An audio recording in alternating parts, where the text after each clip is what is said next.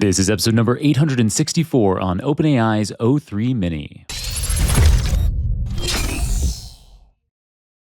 Welcome back to the Super Data Science Podcast. I am your host, Jon Krohn. At the time of recording, I've been completely crushed by a brutal stomach infection. I'm heavily medicated right now to get through recording this episode. And so the show must go on. And so for today's 5-Minute Friday style episode, I'm skipping the preamble and jumping straight to the meat of the episode. Today's episode will fill you in on everything you need to know about an important model OpenAI recently released to the public called o3-mini.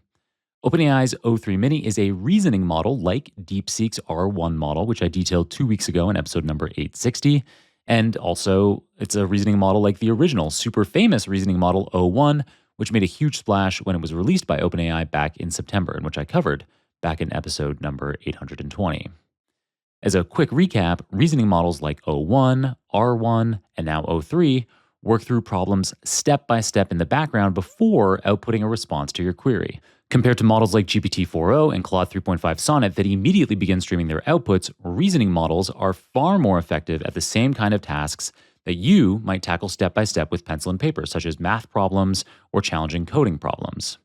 There are two reasons why this new o3-mini reasoning model is such an important release. First, when left thinking, quote unquote thinking, long enough, o3-mini has 3 modes. So it has a low mode, a medium, and a high mode where high carries out the most inference time compute.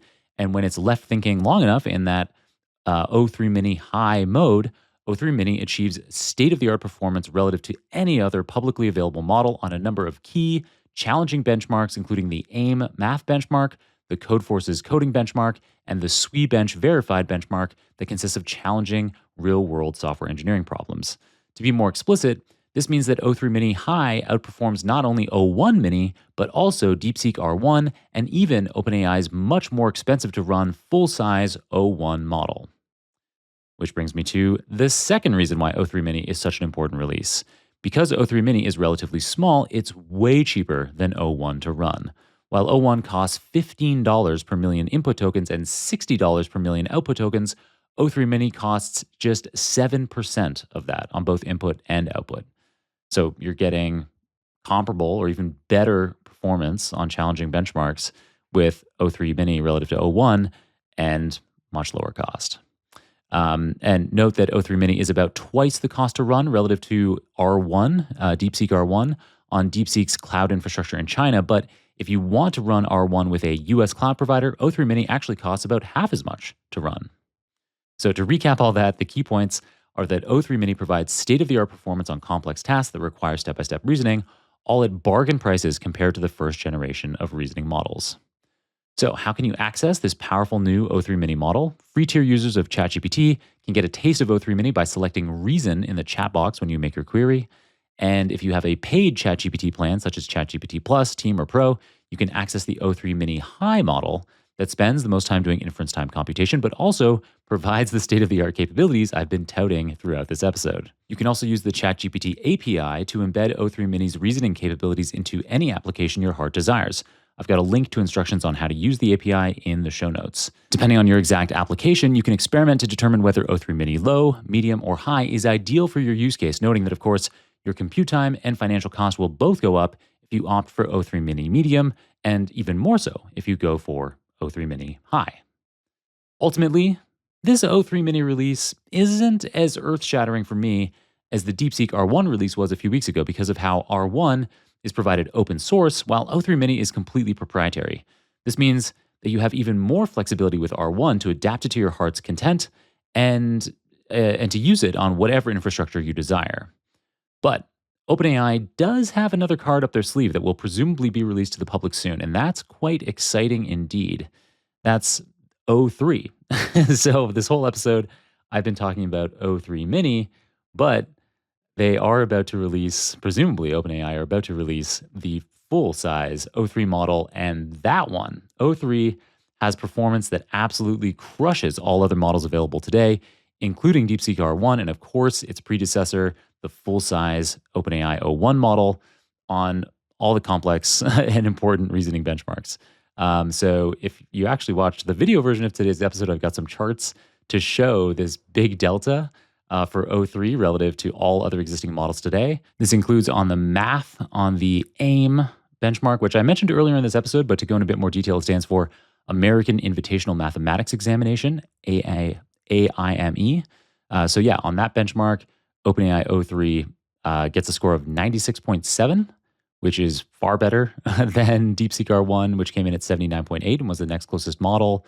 Other than actually o3-mini high, which came in at 87.3. On coding, like the Codeforces benchmark, again, O3 absolutely crushes all other existing models. It gets an ELO rating of over 2,700, while the next closest models are o3-mini high with about 2,100 and DeepSeek R1 at about 2,000. On the SWE verified benchmark, so the SWE-Bench verified benchmark, software engineering benchmark. I've got a link to more details on that benchmark in the show notes. Complex real-world software engineering problems are handled in that benchmark. And again, the OpenAI O3 model absolutely crushes all other existing models according.